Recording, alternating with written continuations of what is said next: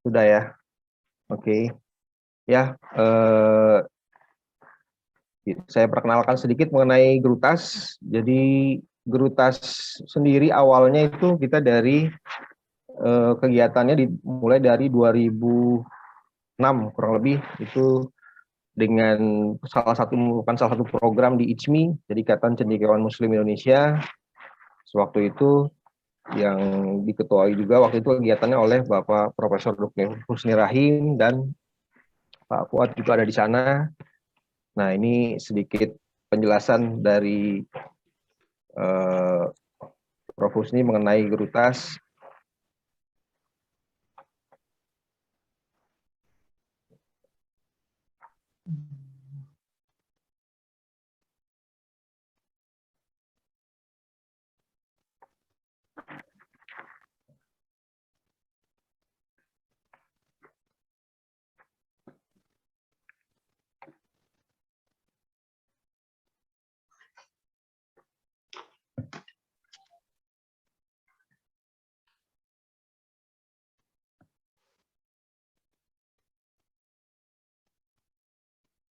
Suaranya kedengaran?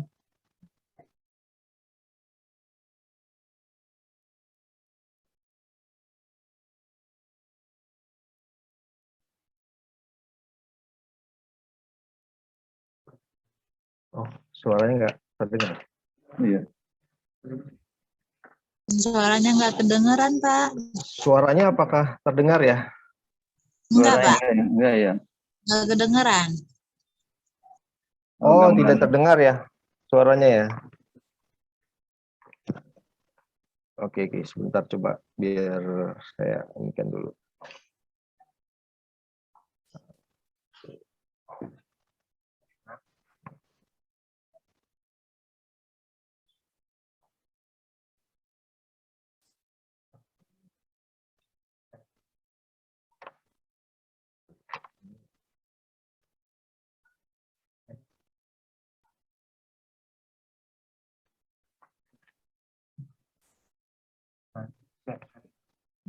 Oh iya, oke.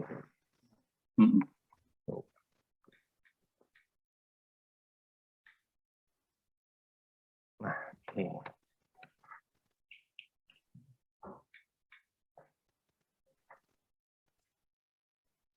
Ya, kita ulangi ya Pak, Ibu semuanya penjelasan singkat tentang Grutas sendiri dari Bapak Prof. Husni Rahim.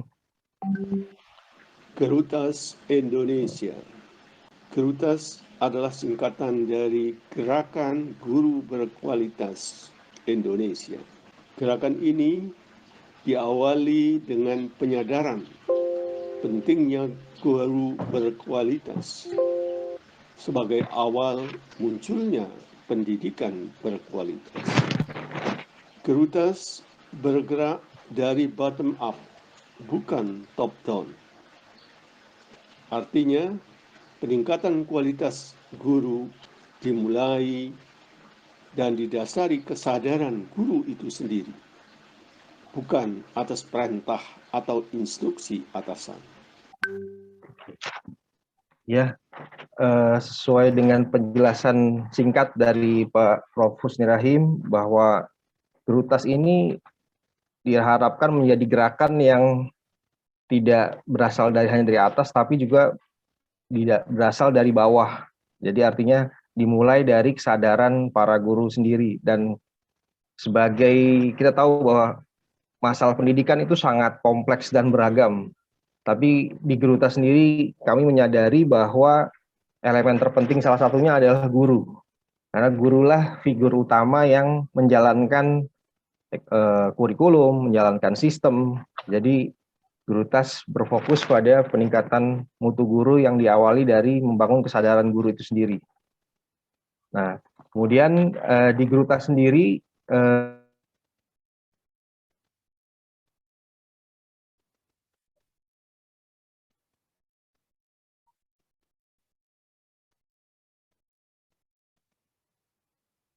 kami pernah melakukan sebuah riset juga di di beberapa kota di Indonesia yang mempertanyakan alasan menjadi guru. Nah, dari riset ini ternyata ditemukan sekitar 80% lebih guru-guru kita itu rata-rata terpaksa menjadi guru atau pilihan terakhirnya menjadi guru. Jadi artinya bukan guru yang didasari dari awal ingin menjadi guru. Nah, jadi dari gambaran ini jadi terlihat bahwa profesi guru sendiri terkadang guru yang sudah menjadi guru pun belum mengawalinya dari memang kesadaran ingin menjadi guru awalnya, seperti itu.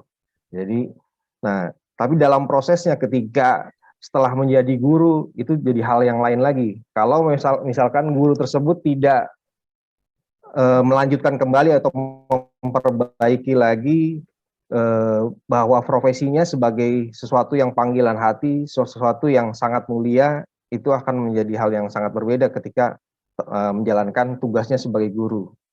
Nah, kemudian juga kita juga membuat core value, salah satunya adalah guru sebagai agen perubahan.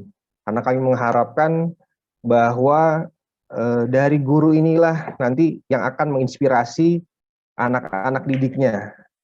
Artinya misalkan kita sering dengar bahwa Indonesia itu 30 tahun ke depan, karena 20 tahun ke depan itu punya surplus angkatan muda yang sangat banyak dibanding negara-negara lain. Nah, artinya di 30 tahun ke depan jumlah proporsi terbesar orang Indonesia adalah anak-anak yang siap bekerja gitu, siap membangun bangsanya. Tapi kalau misalkan tidak disiapkan dari saat ini, artinya di bangku-bangku sekolah, tidak disiapkan dari sekarang, apakah nanti 30 tahun ke depan itu orang yang akan istilahnya menjadi pemimpin bangsa kita akan bisa menjalankan amanahnya, itu akan menjadi sebuah pertanyaan juga kan. Jadi guru sebagai agen perubahan menjadi sebuah peranan penting. Artinya guru bisa mentransformasi mindset anak didiknya, bisa mengembangkan virus untuk pendidikan yang berkualitas dan maju ke rekan-rekan gurunya yang lain dan ke orang tua gitu. Terus kemudian kami juga ada core values mengenai limited is unlimited.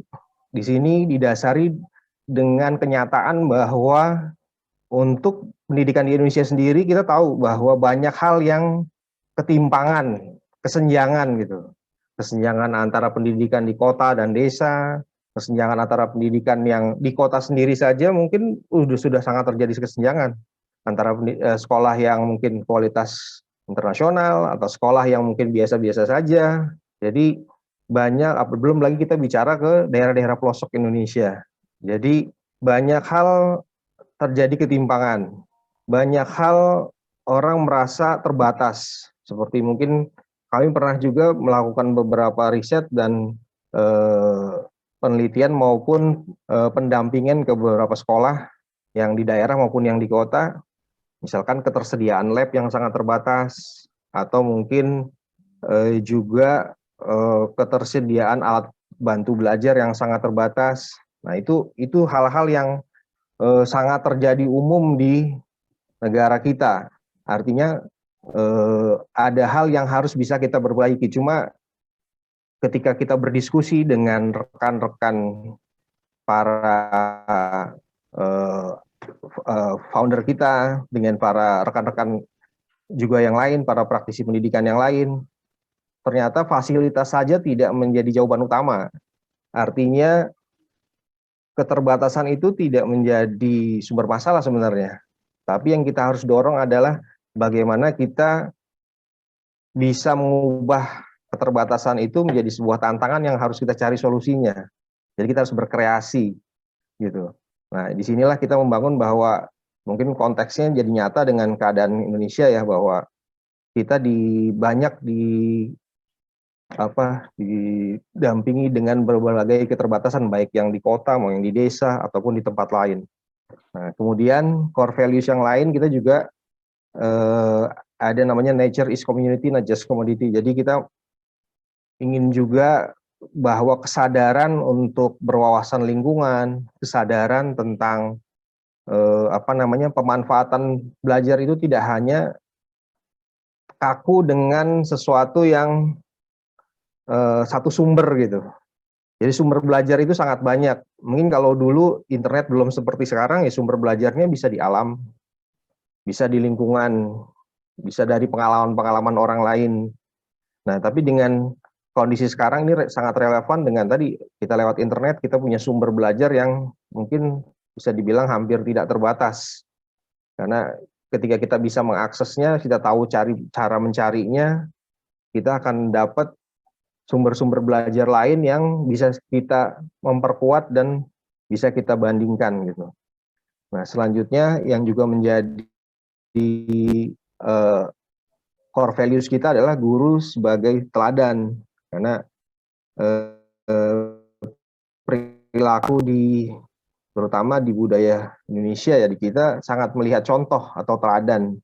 Jadi guru memegang profesi yang sangat mulia di tengah masyarakat, karena kita tidak akan memandang gajinya, penghasilannya atau apa, tapi ketika seseorang berprofesi guru, kalau di kampung-kampung saya gitu, biasanya pasti kalau Pak Guru dipanggil, kalau ada acara-acara resmi, ada acara-acara istilahnya khusus yang misalkan undangan-undangan resmi, itu biasanya Pak Guru duduk sama pemuka masyarakat, karena dianggap Pak Guru itu punya nilai yang tinggi gitu loh.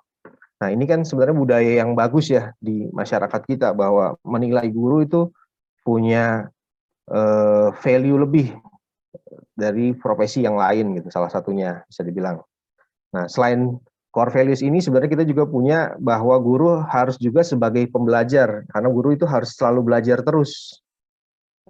Karena keilmuan juga selalu meningkat, informasi selalu bertambah, apalagi dengan kondisi sekarang, biasanya anak didiknya jauh lebih cepat untuk mengakses informasi dibanding gurunya. Jadi kadang kita mengalami juga diskusi dengan rekan-rekan guru tuh, kalau ternyata siswanya itu jauh lebih terbuka wawasannya, lebih banyak. Kadang guru juga merasa gimana ya supaya kita bisa mengejar ketertinggalan, karena tentu guru juga punya kewajiban-kewajiban lain gitu.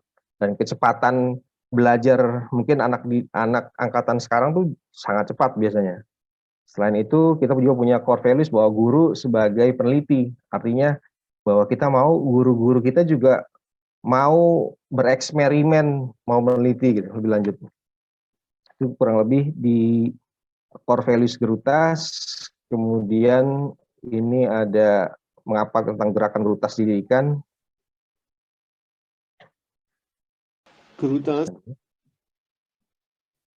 Gerutas lahir didasarkan keprihatinan terhadap kualitas pendidikan Indonesia dan kecilnya perhatian terhadap peningkatan kualitas guru. Ya, ini juga bagian dari mengapa gerakan ini didirikan. Jadi kita ingin ikut berkontribusi sebenarnya, karena tentu semakin banyak yang berkontribusi, semakin baik untuk pengembangan pendidikan di Indonesia sendiri. Ini sedikit singkat tentang profil dari pendiri Gerutas. Ada Bapak Profesor Dr. Husni Rahim. Nanti mungkin lebih lengkapnya nanti biar kita ikut di sharing session saja. Ini juga Bapak Dr. Fuad Fahrudin, kemudian ada juga nanti ada Bapak Syamsir Alam, kemudian ada Bapak Agus Sudarmaji. Ini saya sendiri. Oke, mungkin biar tidak berlama-lama kita langsung ke sharing session saja. Kami persilahkan kepada Pak Prof. Husni Rahim, Pak. Silahkan Pak untuk memulai sharing sessionnya, Pak.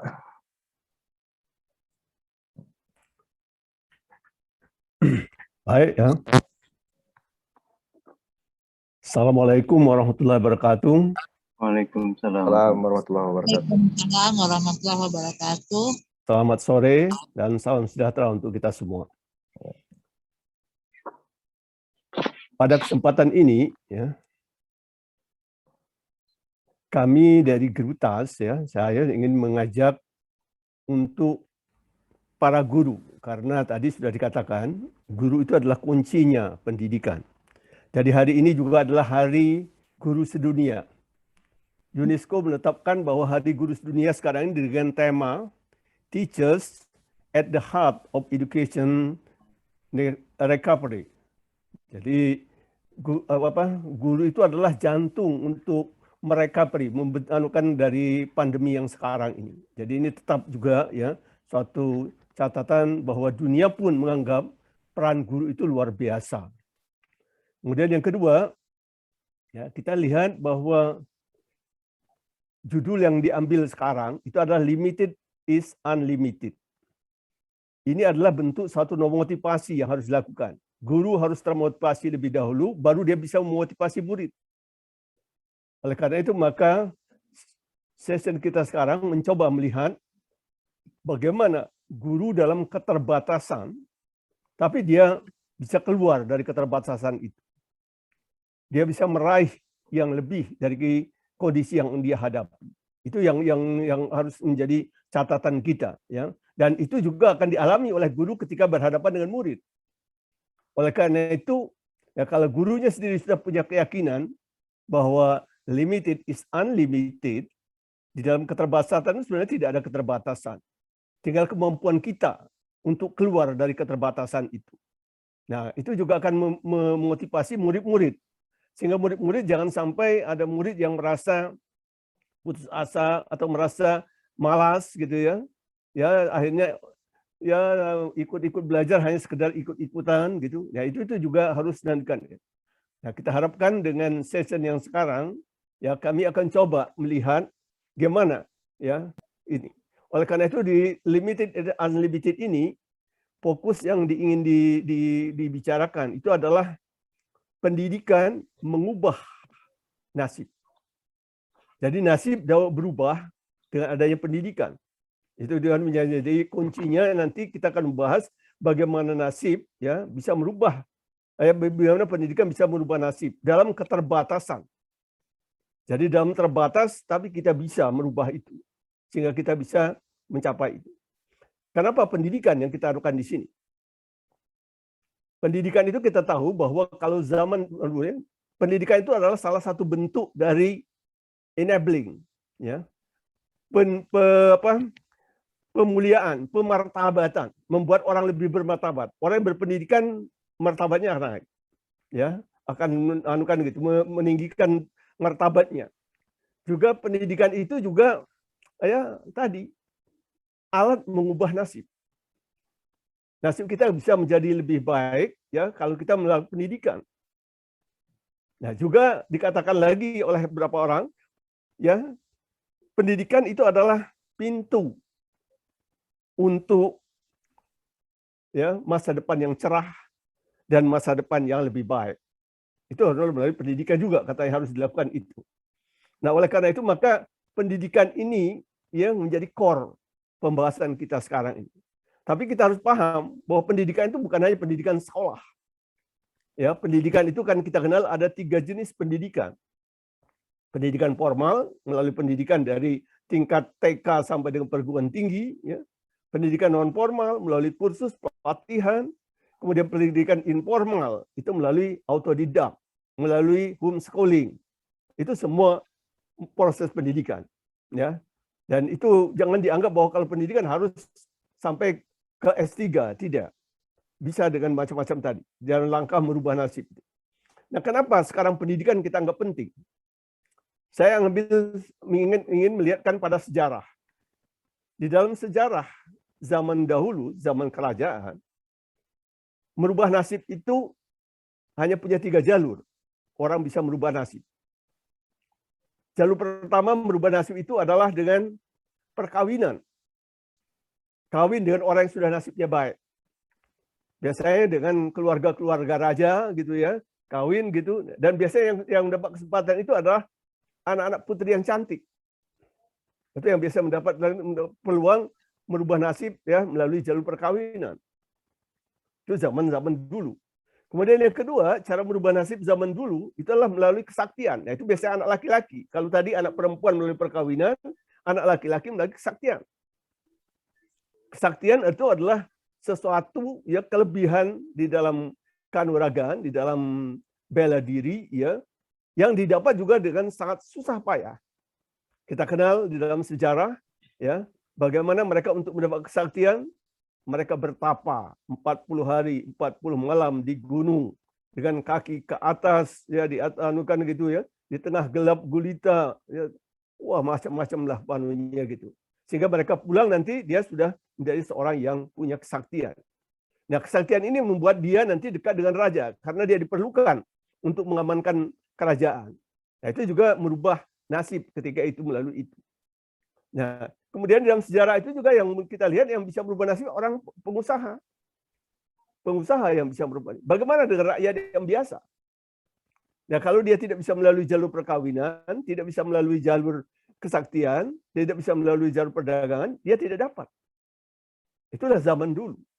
Beda dengan zaman sekarang. Zaman sekarang setelah merdeka, Indonesia merdeka, maka muncul ya yang namanya peluang yang lebih demokratis. Itu adalah peluang pendidikan. Ya, peluang pendidikan inilah jembatan emas yang bagi orang-orang biasa tadi untuk ya mengubah nasib, untuk meningkatkan martabatnya, untuk menjeraih ya kehidupan yang lebih cerah, ya kehidupan yang lebih baik. Adalah jalur pendidikan ini tadi.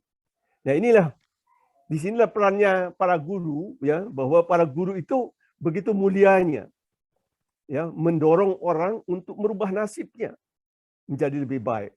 Nah, ini yang menjadi tema kita pada hari ini. Sharing session kami juga akan mengisi itu. Bagaimana melalui pendidikan dalam keadaan terbatas kita bisa merubah nasib. Saya sendiri ya adalah keluarga yang berasal dari daerah pedalaman di Pagar Alam. Saya bersaudara 8 orang. Ya. Kami 8 orang itu ya oleh orang tua dikasih tahu harta tidak ada untuk diwariskan kepada anak-anakku.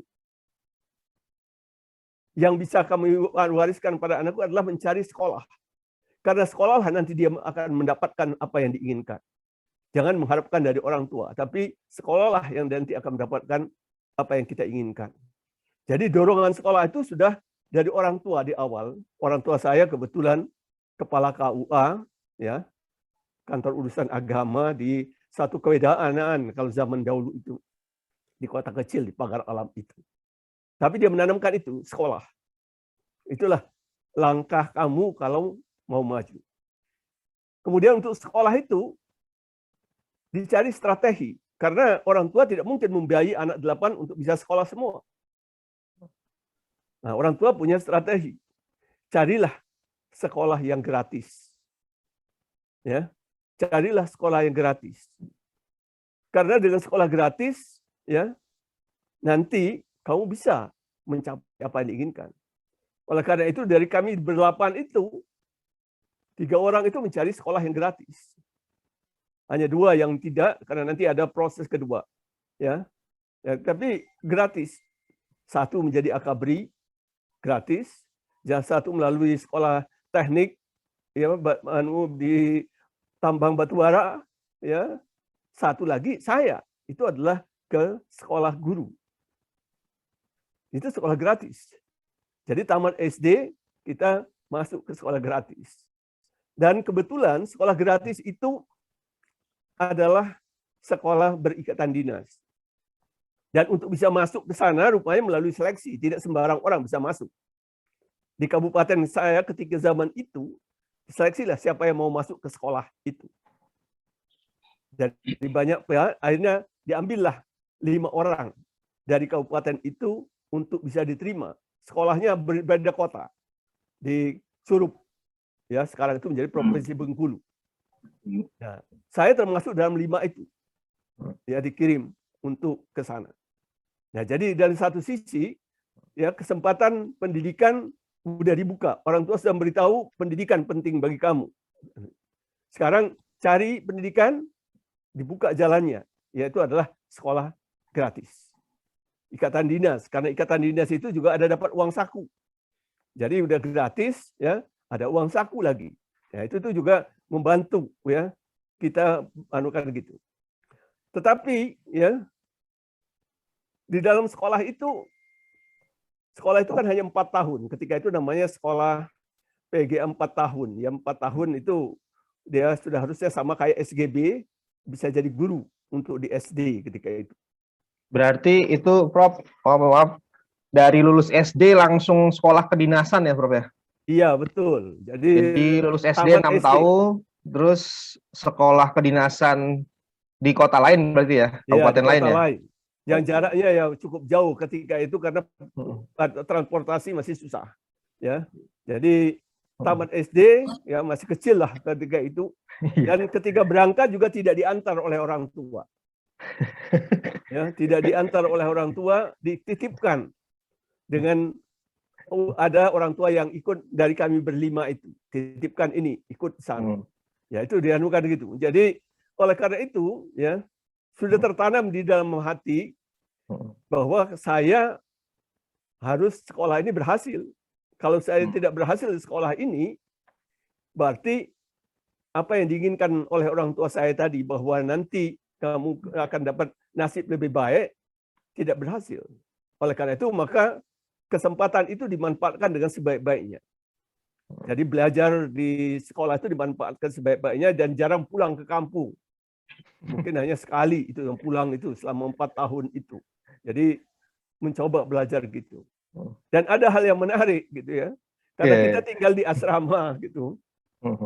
Ya di asrama, kan kalau di asrama itu suka belajarnya saling ganggu.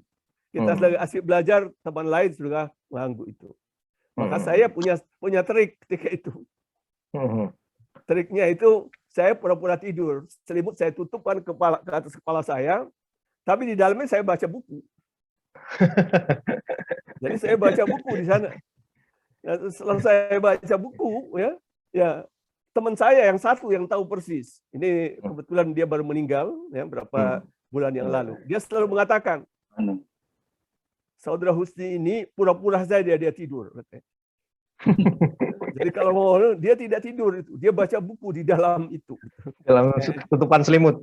Iya, dalam selimut itu. Ya, itulah semangat, artinya ingin belajar tadi. Ya, semangat itu membuat saya, karena saya tahu kalau saya tidak nanti bisa lanjut pendidikan, ya, berarti tadi nasib tadi akan seperti yang dikatakan oleh orang tua saya. Maka saya harus bisa mencapai itu. Karena itu saya harus belajar sebaik mungkin. Dan betul, ketika di akhir kelas 4 itu ada peluang.